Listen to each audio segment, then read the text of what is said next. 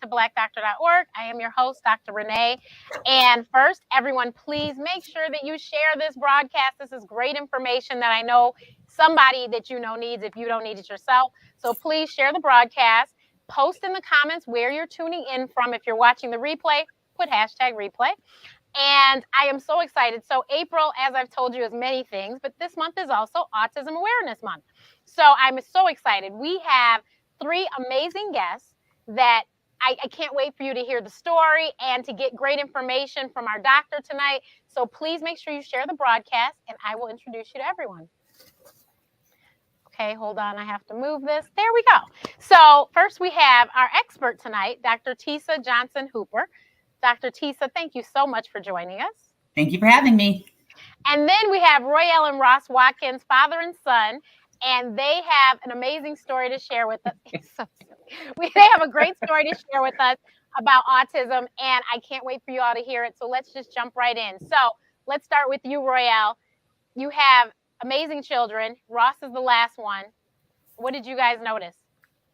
I think that because Ross has a brother, Royce, who is 21 months older than him, it became very clear to us probably around the 18-month marker that some of the things that we had noticed that Royce was excelling and Ross was kind of delayed in.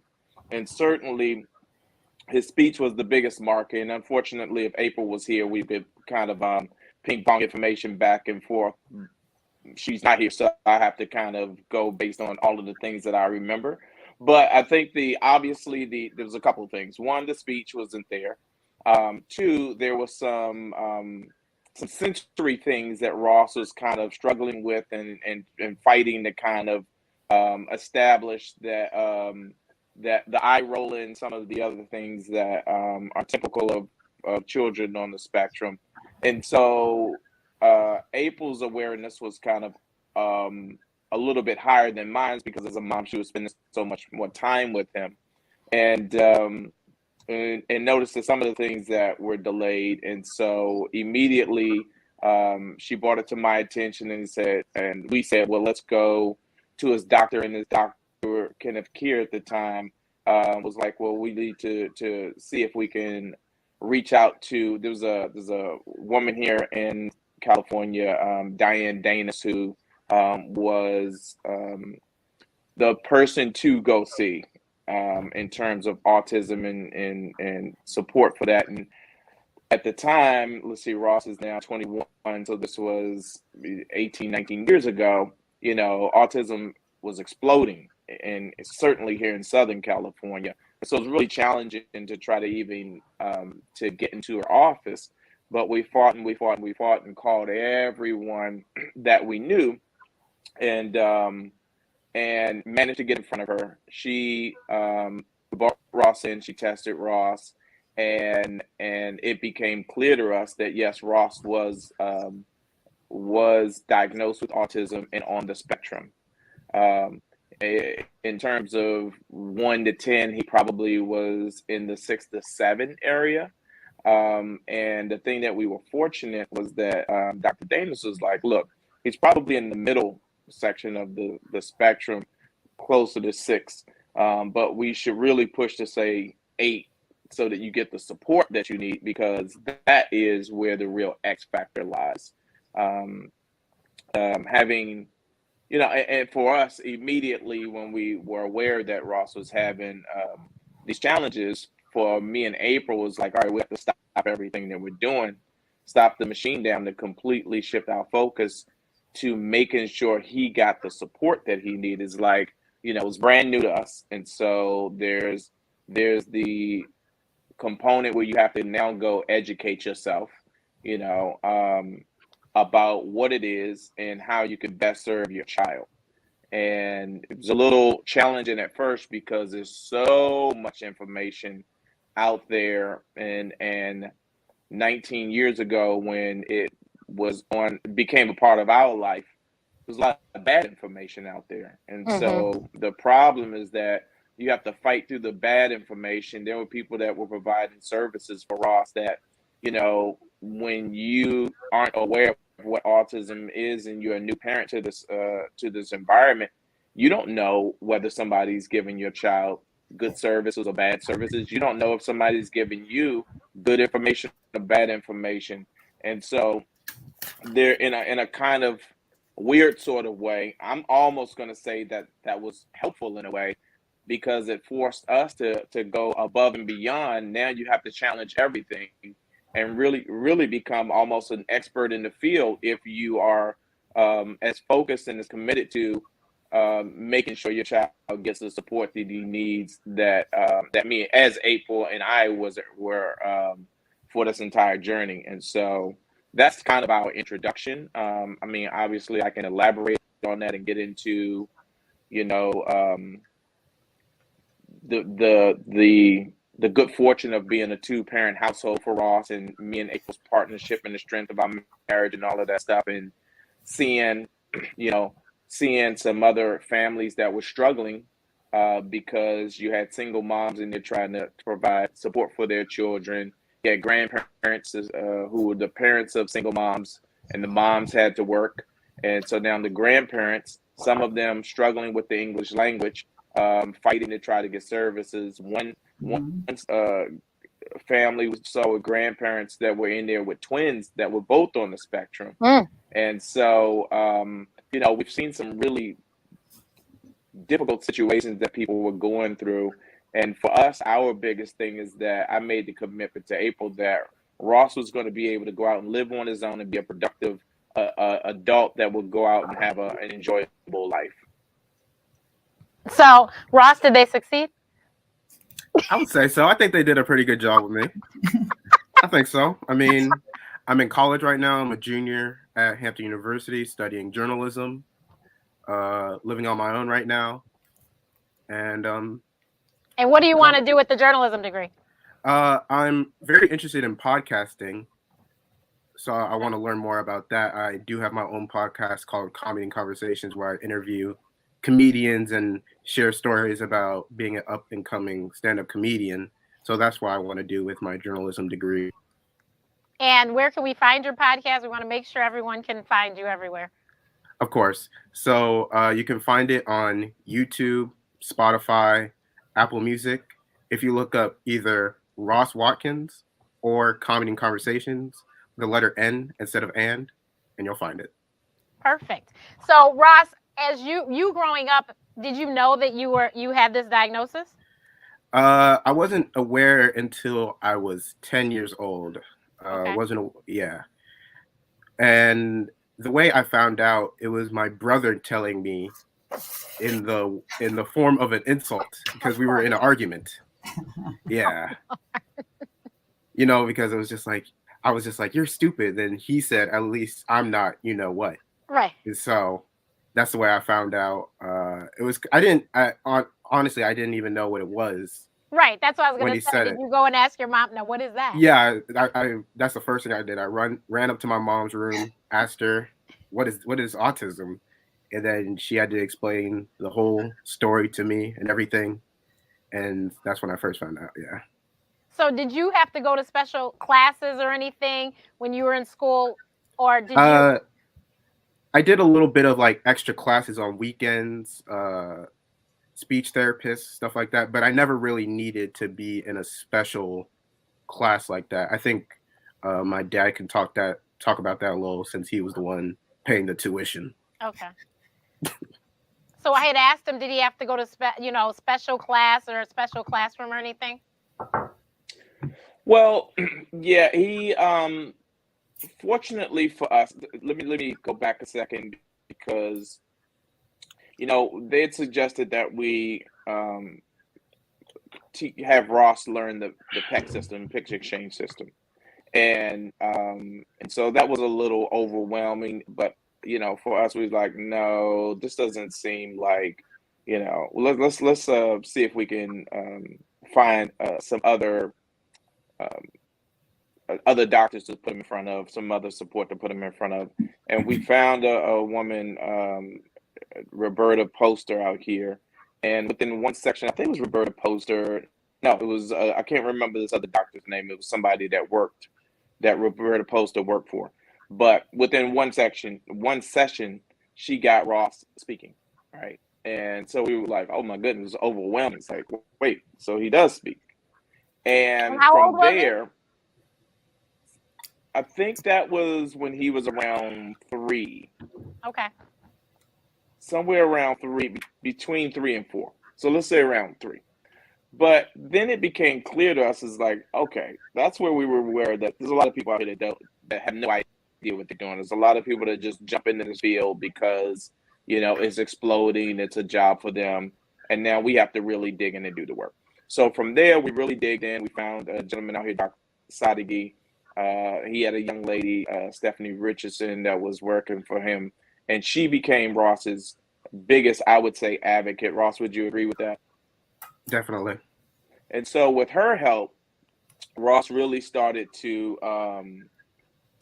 accelerate in terms of his growth and pushing past some of the challenges that he was, you know, he would flap, and he had the thing where he was looking for sensory with his eye motion and all those things. And as Stephanie started to continue to work with Ross, she folded Royce into the relationship because Royce is a 21-month older brother.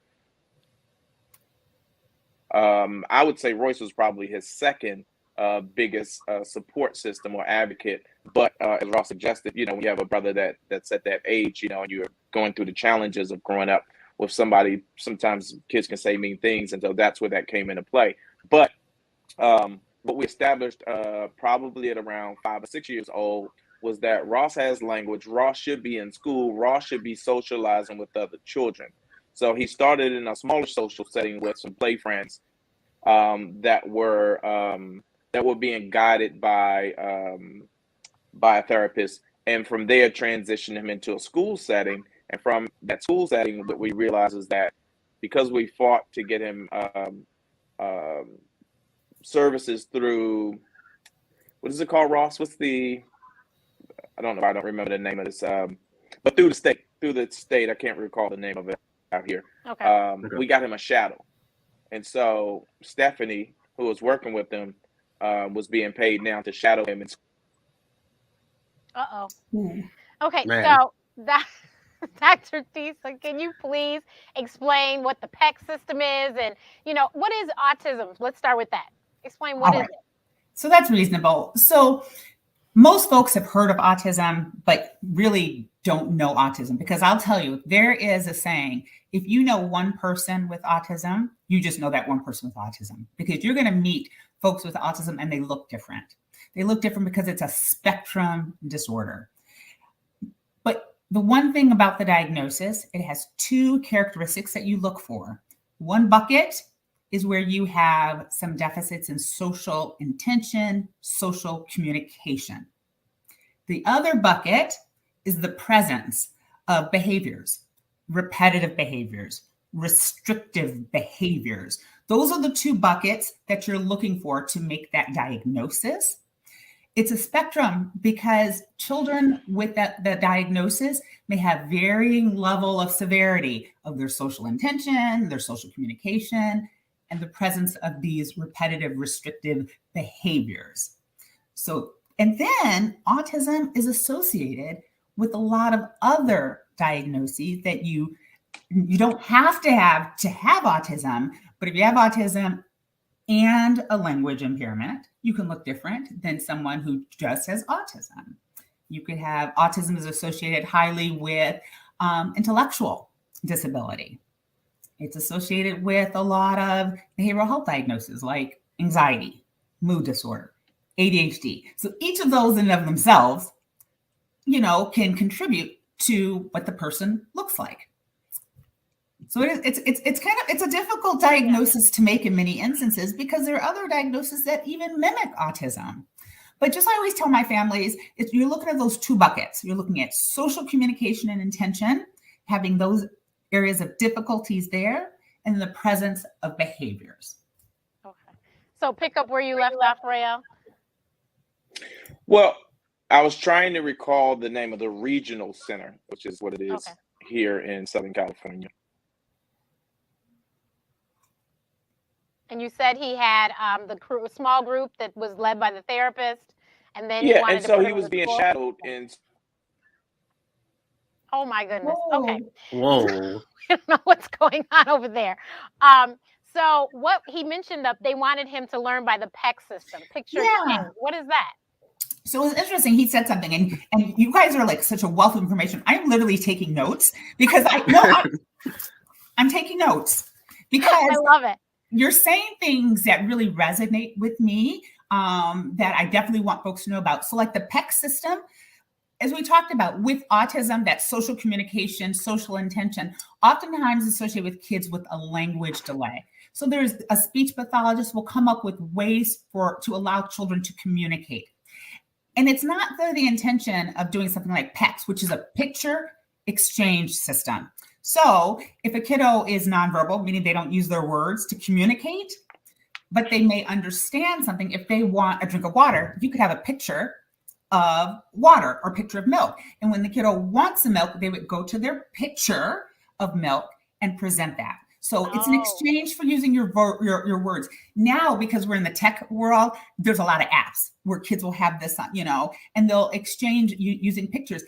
I think I want to make one thing clear because when that is recommended, that isn't recommended, meaning that's going to be your child's sole way of communicating.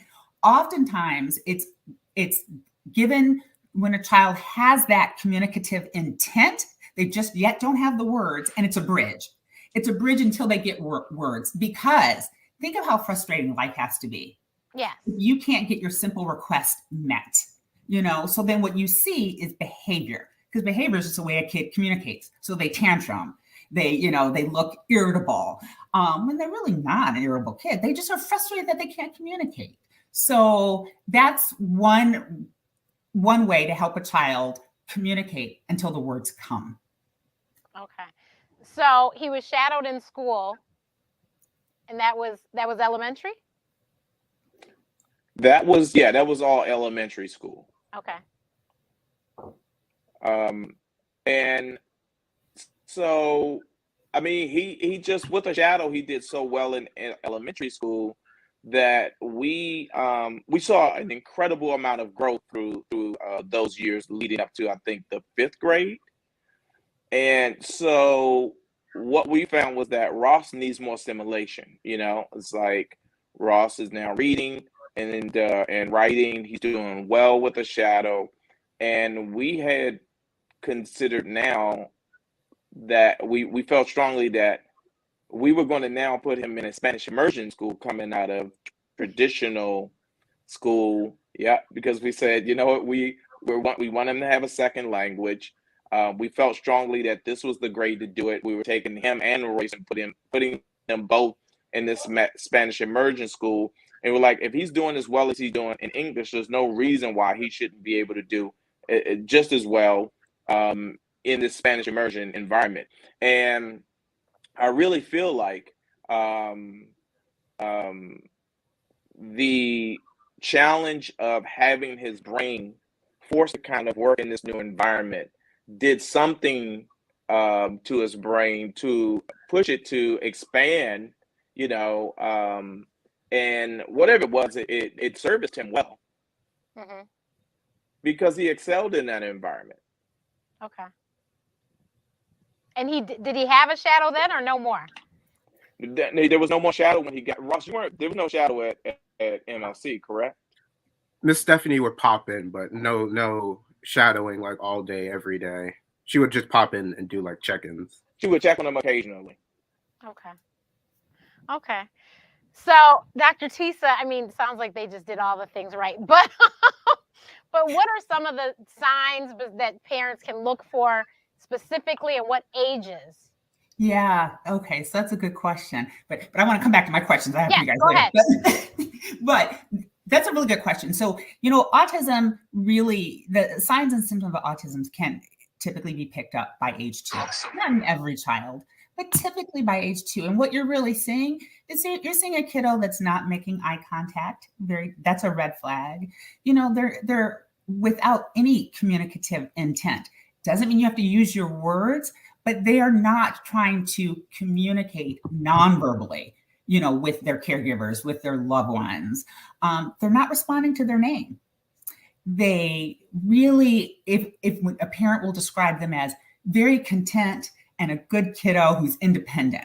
Well, that's not a toddler, right? Right. A toddler should be in your face, all just really causing havoc. Right. And so those are oftentimes red flags. And I think what I always want to tell parents is, you don't have to be an expert in child development to know when there's just not something right about your kiddo.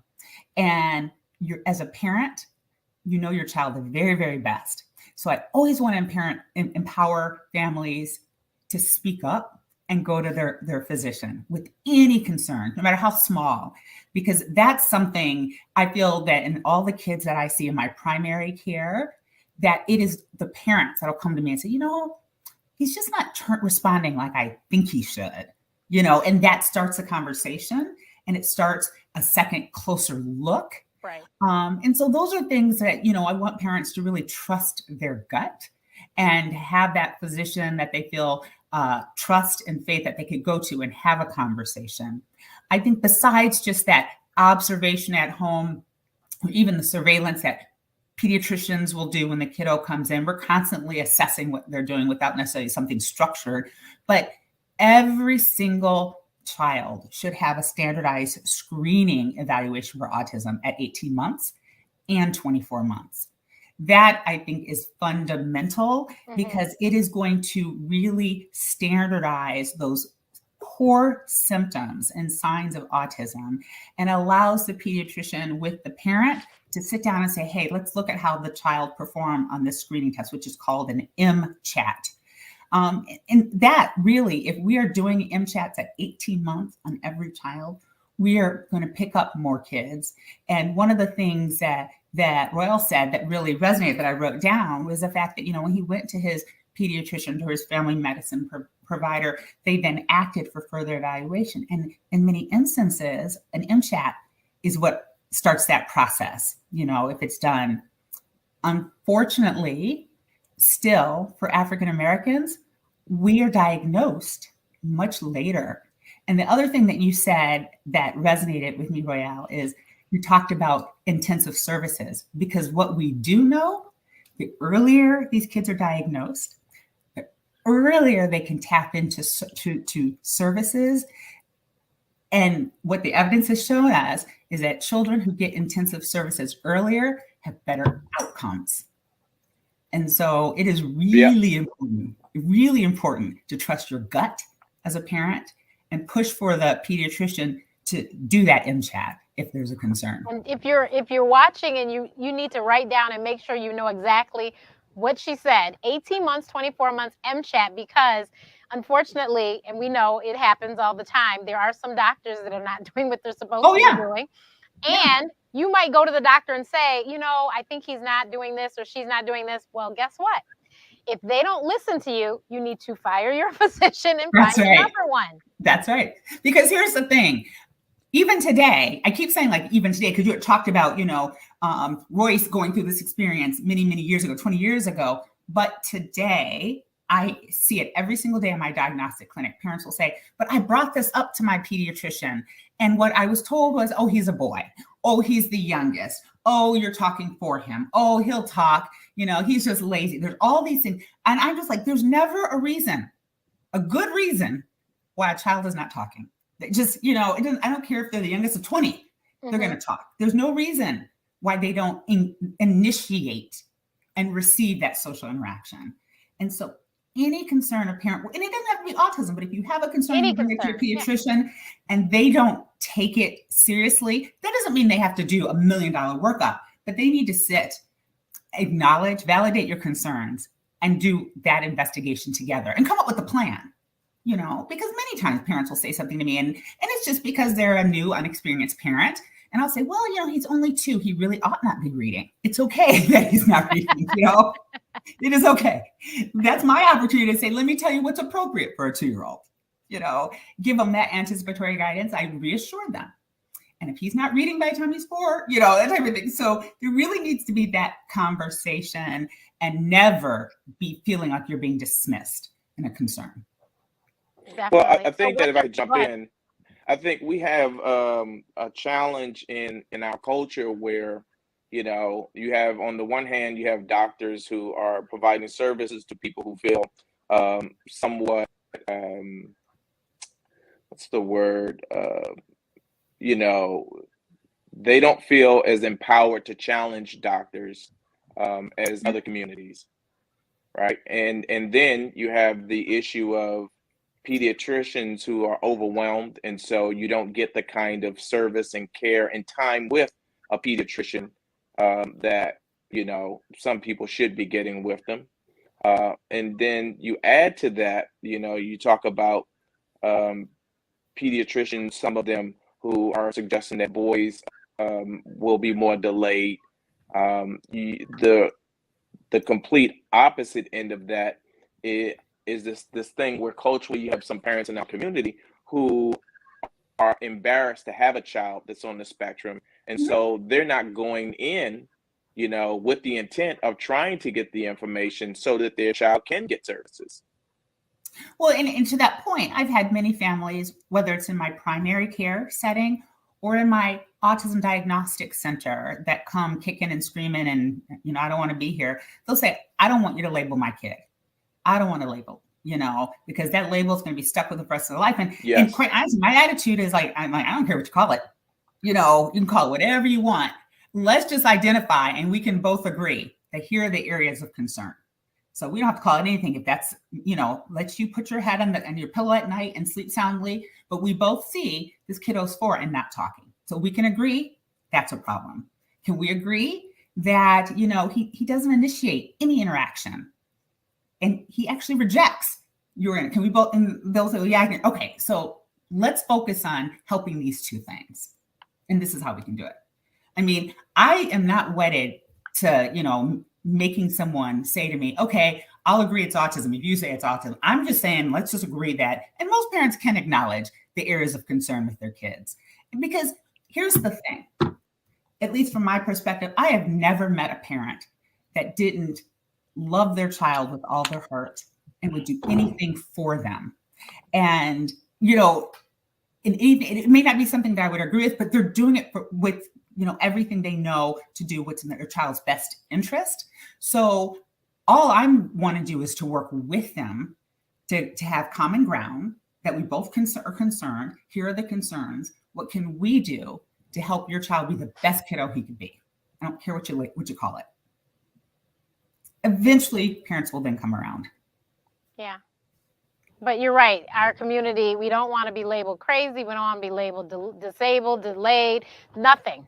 We don't want labels. Yeah. But when you don't, like when you ignore, and I have a story in my head that they tested the child. The child was developmentally delayed, and they did nothing about it because they were embarrassed.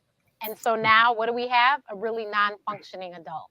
Yeah. Seriously. Yeah. So it's really important that you know, get the help that you need. And there are resources, I'm sure, if you can't afford, there's resources, I'm sure, yeah. Dr. Tisa, right? Yeah. There are definitely resources. And I'll say, you know, in all states, there's early intervention, and that's therapy service from birth to 3.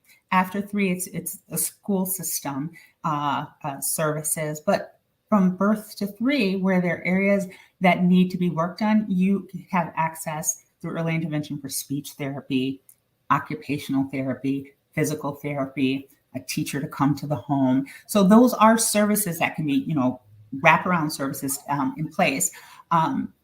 In our state, for kids who are Medicaid eligible with a diagnosis of autism, can tap into community mental health services, specifically for ABA, respite for families. So there's services, and that most certainly, regardless of where you are in the country, county, state, you know, going and working with your child's primary care doctor, that really should be the role of a doctor, right? To help families link up with these services, because they do look different in different communities.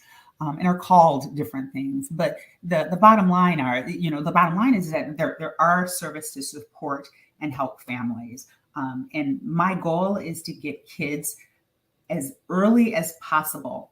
And to your point, Royal, it's one of the issues, I think, what beyond maybe embarrassment or not wanting to label, for me, I think my role is really to provide education and anticipatory guidance before we get to that stage. So when I see the newborns at 3 days, at 5 days, I'm talking about development of what to expect and what to look for and what things families can do, even with a newborn, to provide a literacy-rich environment, to provide a socially enriched environment. And I'm giving these examples for an infant so that when I've had families come back at 6 and 9 months and like, do you remember you told me at 9 months he should be doing such and such? He's not doing this now, you know? And so because I want them to know ahead, like what to look for. So we need to do a better job with that anticipatory guidance so we're not being so reactive, you know, and it is what I do every day. But gosh, I've identified kids just in my office for coming in for an ear infection that I am doing. And I'm like, I'm a little concerned, you know, and I noticed he didn't respond as I would anticipate he would respond when I walked into the room. Didn't acknowledge me, didn't reference mom, no joint attention there. Just these little subtleties that, I know, because I do this every day, but I love for my families to come in at 9 and 12 months.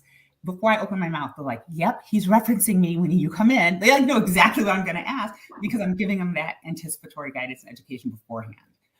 So I think we need to do a better job in that so families know what to look for and they know how to support their kids before it gets to a point where it's such a problem, because the earlier you intervene, the easier it is to kind of close that gap. Definitely. And what was your question? I know you have some questions. Well, let me tell you. So, in one thing that I am working on now, because I've been doing this for so long, a lot of my little peanuts that I saw when they were, 2, 3, they're now like in Royce's position on their way to heaven. So Ross's position. So I am like really Don't worry, we screw up the Royce Ross all the time too, so it happens. I'm sure. But I'm so interested in transition. The healthcare transition, from high school to work or college or vocation transition. And I just have a lot of young folks in my practice that are in high school now, and parents are, we're trying to really work as to what that next step looks like. You guys have done such a beautiful job. And I'm just curious, did your pediatrician or your family physician work with you to help navigate this, or were you just kind of doing it off on your own? Well, I think that again, this gentleman, Dr. Sadeghi, who was so instrumental in making the connection between us and Stephanie Richardson, who became Ross's primary, who took the lead and went above and beyond. That became a partnership opportunity for us to stay connected to next steps for Ross. Everything was about, okay, what are the milestones that he's checking off the box, and what are next steps? And so it was Stephanie giving us solid information that we can then go and expand on through our own research, and then continuing to just check in. Love it. I love it. Oh, we lost up. It was getting good too. Yeah. Well, Ross, I'll ask you, because maybe, when you were looking at colleges, did you look at colleges through the lens of which ones could provide me support and structure around areas that you say may have some weaknesses in, or you did not even consider that? Not even a factor. The most important thing for me was when deciding what college I want to go to, which HBCU. Was it going to be? Like, it was always in my head that I was going to go to a Black college, and seeing my older brother, go to Howard University, like when I went to go visit him, I just knew, like, that's it. Like, it was just a culture, being around people that look like me, think like me, that want to support each other, because we all have a common goal of a standard, like a higher level of education. I just knew that I wanted to go to a Black college, and it was between Howard, Morehouse, and Hampton won. So wonderful. Yes. Yeah, and I'm going to have to do some research to even find out about programming at all the HBCUs with regards to supports for young folks with autism. And I just started doing that. I've found some amazing programs, which, as you were talking about your formative years in elementary school, that they, you know, will provide shadows, will provide, you know, the supports in the college level classes, even around social skills. I've been really impressed. And I know a lot of young folks that could do very well in college, but just would need a little bit of support, you know, once they land there, to kind of help them matriculate through. So I was just curious as to what your experience was there at Hampton, but good for you.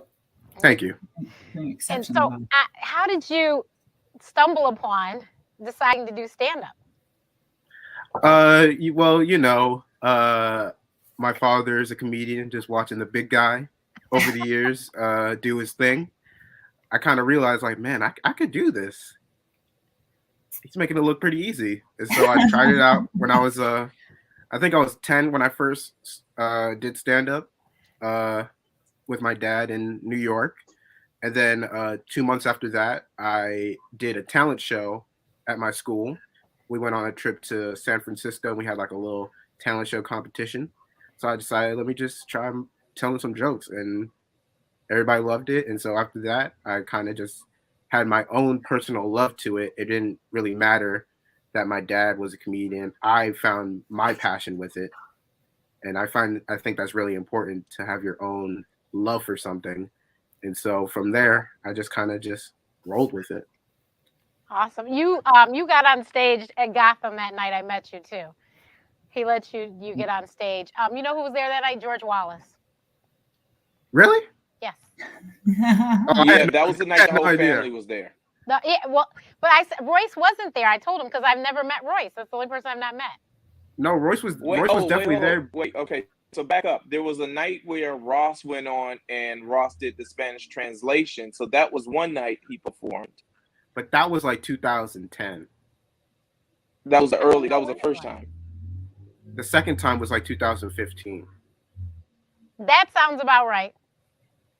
Yeah. Royce had to be there because we went to Howard and then we took him to New York. I don't know why you missed meeting. I didn't meet Roy. I saw April. We took a picture. I met Ross. No Royce.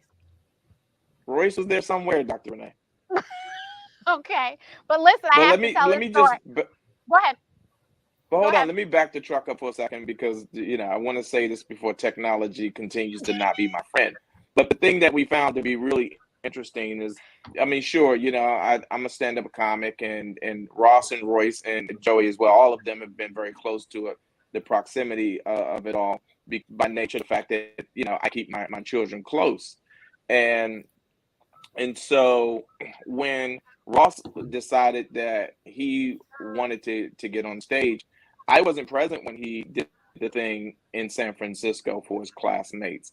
But when he shared the video with me, what I found was a young man who, based on the response from his peers, got really excited about expanding his voice, expanding what he had to communicate to others based on the response that he was getting.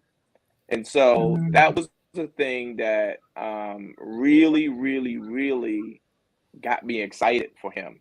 And I mean, it's great, if you have one of your children who want to follow down the path that you've taken for yourself, because I do this, like, I know what to do to make things easier for him. But beyond that, for me, it was him finding his voice thing was the biggest. It's almost like just overwhelming for me. It's like when you have a kid that struggles to find words, who finally finds their voice, and you can see the joy in them sharing their story, and the things that it almost explode. That was the moment for me in which it kind of, the dam burst wide open. And so let me just add something. See him then go ahead. Sure, absolutely. I'm sorry. No, I'm going to tell you something that struck me, that for autism, like I said before, it's not about having language or not having language. When I talked about the social communication, one of the areas of weakness for autism is that higher level of language. And that is humor and sarcasm, which is very difficult to teach. You can teach it like in a therapy setting, but in real life, to do it in a real life situation. That's oftentimes where kids with autism who have language fall short. And that's where you start seeing those social difficulties. And I'm just wondering, as to listen to you with your experience as a comedian, I'm just wondering how that possibly even was a therapy for him, helped him develop that skill that probably wasn't natural for him, and it's amazing that he not only has learned it, but has really mastered it so that he can perform. That's huge, and I don't know if maybe you and your wife appreciate, but for me, I was like, that is awesome. That is really huge.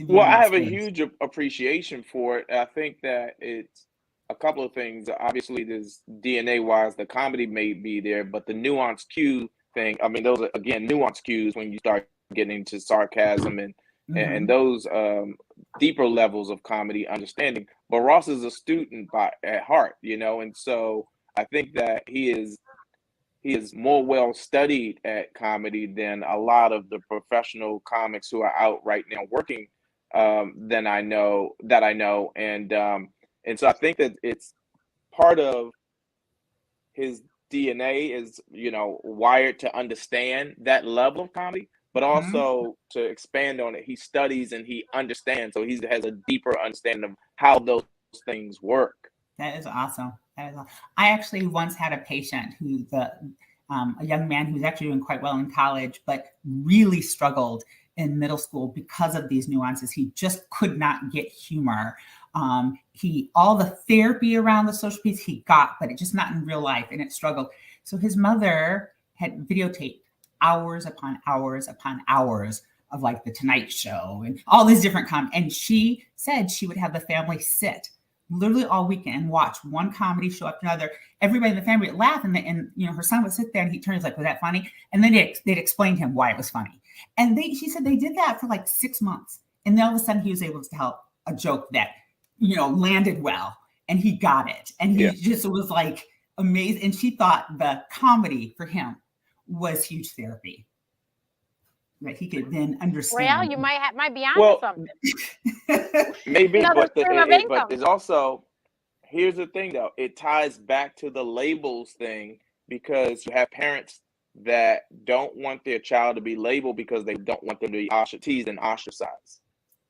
And therein lies, to me, a part of the problem or part of the challenge in getting these children the services they need, because if you don't label them, if you don't give them the label that they need to then be able to have the regional centers be able to pour the resources in, then you have a child that won't get the support. Oh yeah, definitely. I'm with you there. I think until the parent gets there, getting them to do something, for me, it's like that little baby step. So you're right. You need the label to, unlock a particular door that can give you intensive services. Yeah. You're exactly absolutely right. Because for a parent, it's about security and protection for their child. When their child, as a child, again, Ross is in college now, thank God. But imagine, Ross talked about having his brother who's 21 months older tease him, right? Now imagine in a school setting for somebody that doesn't know Ross, what that could look like, and as a parent, we can't be there shadowing him all the time. So if now you have a child that's dragging this autism label around, you're going to have other students that are going to pick up on that and use that and weaponize that against a child. So I understand the fear on a parent side, but at the same time, it becomes, detrimental to the growth and support that these children needs to be able to kind of get over the hump. Definitely. So I thought I was a comedian at the talent show in summer camp. I probably was 6, 7 years old, and I kept telling these knock-knock jokes, and my mother was like melting in her chair because apparently nothing landed. She thinks that is the funniest story ever. Renee is so not funny, and she thought she was, and I was like, thanks, Mom.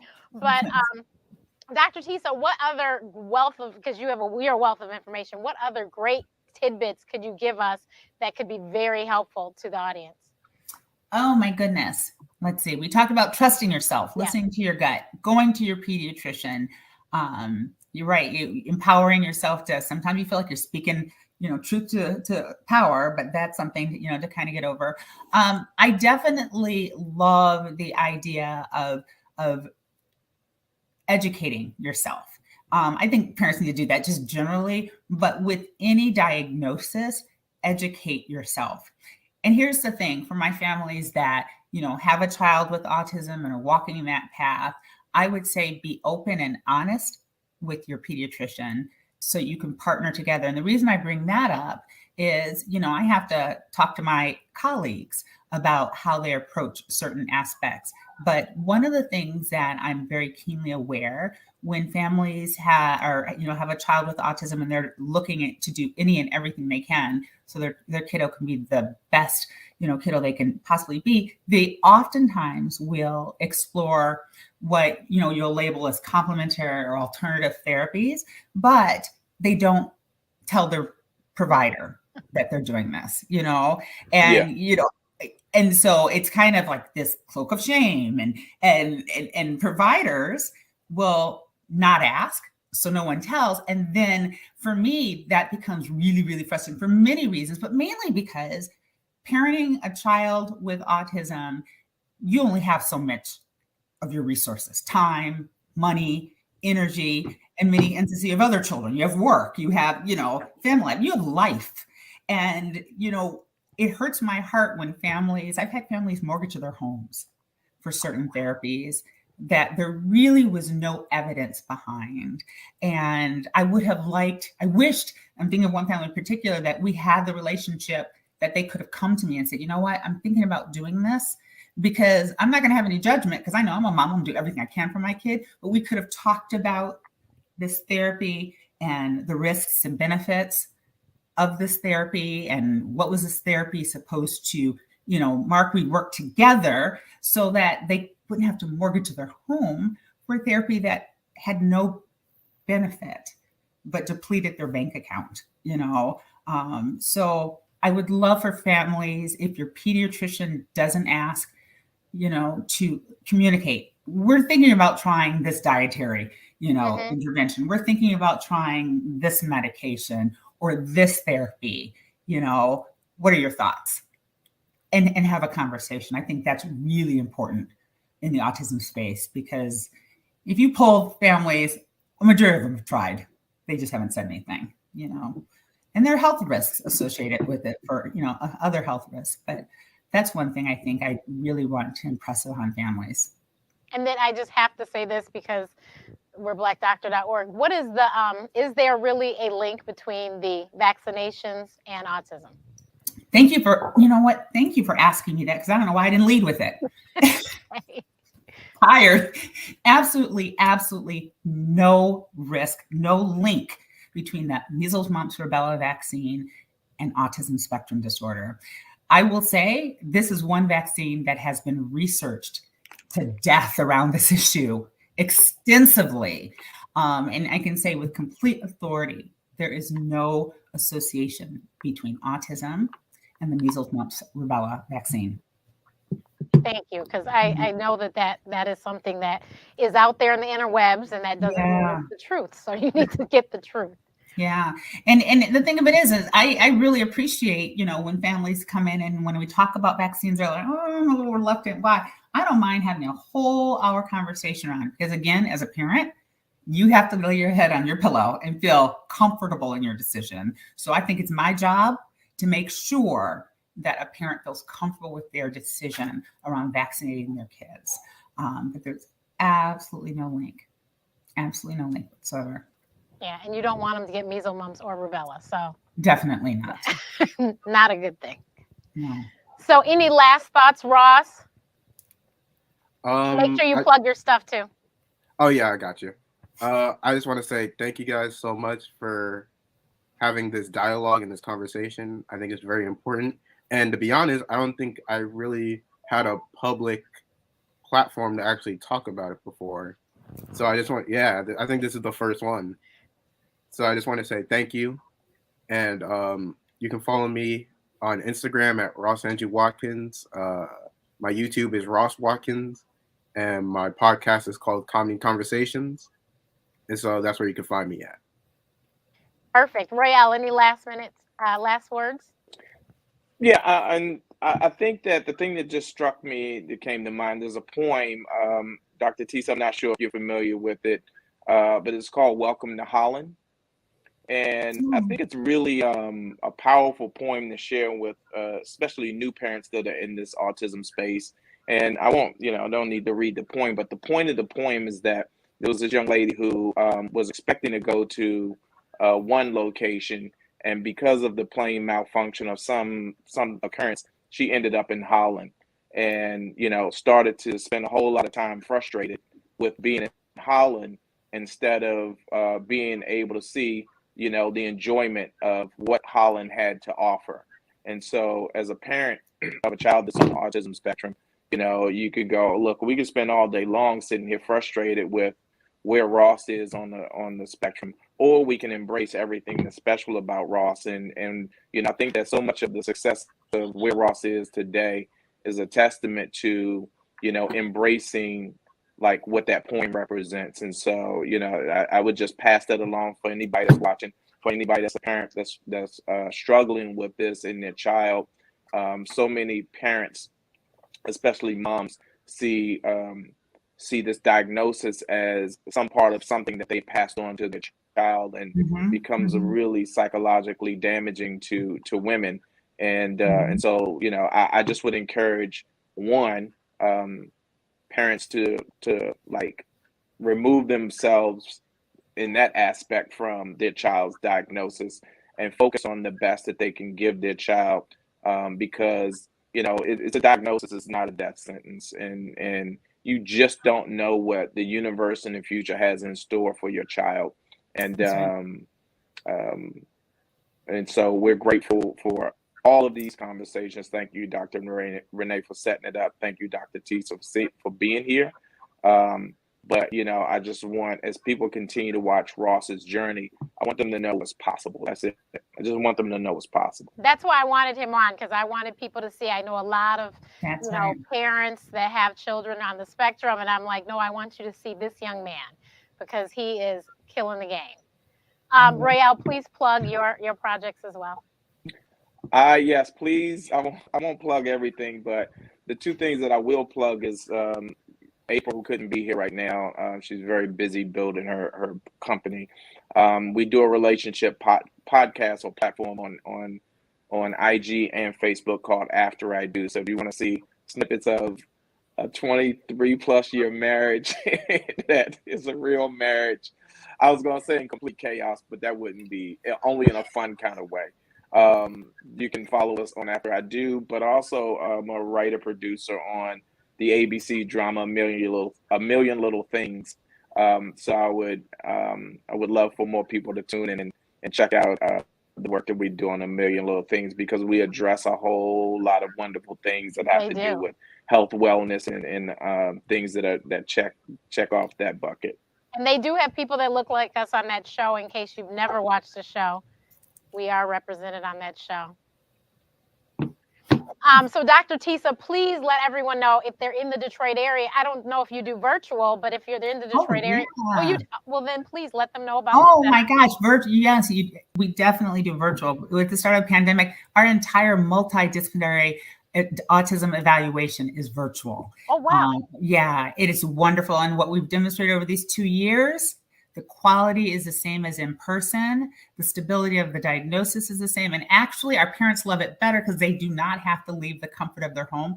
I would argue the quality is actually better because I get to see kids in their natural environment. Yeah. They're comfortable and they're their authentic selves. So most definitely, I'm at Henry Ford Health Center for Autism and Developmental Disabilities. I'm a pediatrician here in Detroit, been here for 20 plus years. Love my kids and my purpose. And I really appreciate you for allowing me to participate. I learned so much from both of you guys, and I'm definitely inspired. I will read that poem, trust me, and I will definitely make sure I pass it on to families, because you're right. It is not about the diagnosis. Relatable. Yeah. I really, really, really think it's an amazing poem, and I'll have to read it and pass it along. So if you guys in the chat, in the box below for YouTube and Facebook in the post, you can see all the information about Dr. Tisa Johnson-Hooper and all the amazing things that she's done and is doing, and about the center. So make sure, if you need to, reach out, tell your pediatrician, you know, I found somebody that, you know, that is a specialist. Maybe we can work together as a team. There you go. It's always about getting a good team. Not every pediatrician can treat your child if this is what the diagnosis is, and they might not be able to get you to the diagnosis, but you work together as a team, make it happen. That's so right. Thank you guys so much for coming on. I truly appreciate it. And Dr. Renee, before you go though, Yeah. only because you said that's important to work together as a team, I have to stress this for parents that have children on the spectrum.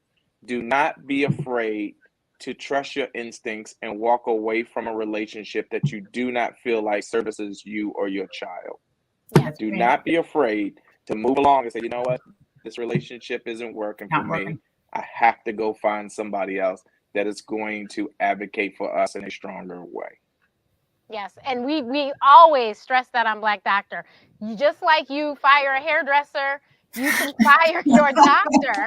I mean, but people seem to think that they're locked in, and I'm like, but your doctor said this. Why aren't you doing that? Oh, I don't listen to him. No.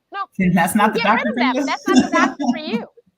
Right. And if your doctor blows you off when you say, well, my child is 2 and he's not doing this or she's not doing that, then you need to go find another doctor that's going to listen to you. My mother fired the pediatrician. It's in my book, Mommy, I Can't Breathe. She fired the pediatrician because she called ahead of time to his urgent care and told him, Renee is having an asthma attack. My mother is a respiratory therapist. Renee's having an asthma attack. Should I take her to Harry Ford? No, bring her to my urgent care. We get to the urgent care and I am so lethargic, I can't talk and barely can move. And I'm like 12, so it's not like I was a little child that she could pick up and throw over her shoulder. And they're asking her questions about my whole family, my sister, my mom. My mother's like, but we called ahead and said we were coming. She needs help now. So when they went in the back, my mother said, Renee, we're leaving. And somehow we got in the car. And it's crazy because in the car, I was so lethargic. My mom was trying to get my attention. I couldn't respond. And I actually remember this. I could not respond to her. She pulled the car over, got out of the car, came around, Renee, to make sure I was breathing. Because that's how, I mean, I had gotten really sick. So we drove, this was before cell phones. We get to the hospital. She calls my dad and says, we're at the ER. Can you please come join us? And he brings my sister. And yeah, so, and we never saw that man ever again. Never saw him again. I know exactly who I ain't seen that man ever again. We'll never go back to him because you could have died. Yeah. And so that's why it's so important that you please advocate for your children and then make sure you have a physician that will do the same. Yeah. So thank you guys for tuning in. Next week is National Infertility Awareness Week. I will be on Monday through Saturday. You are going to get sick of me, but we are talking about all things infertility, fertility. We've got REIs. We've got the author of Semen Secrets. We've got an egg bank that is going to be on, Fairfax Egg Bank. So we are talking all things fertility next week. So please, if you know somebody or you know someone that's going through it, not yourself, then just come so that you can get the information so you can be more understanding of what's going on. And then, of course, you guys know I have the Ask Dr. Renee show on Saturday. We are going to have my guest, Lady T, who is the reason why I ever got into entertainment. So if you want to hear the story, tune in on the Ask Dr. Renee show on Saturday at 3 o'clock Eastern. Thank you guys so much, and I will see you all next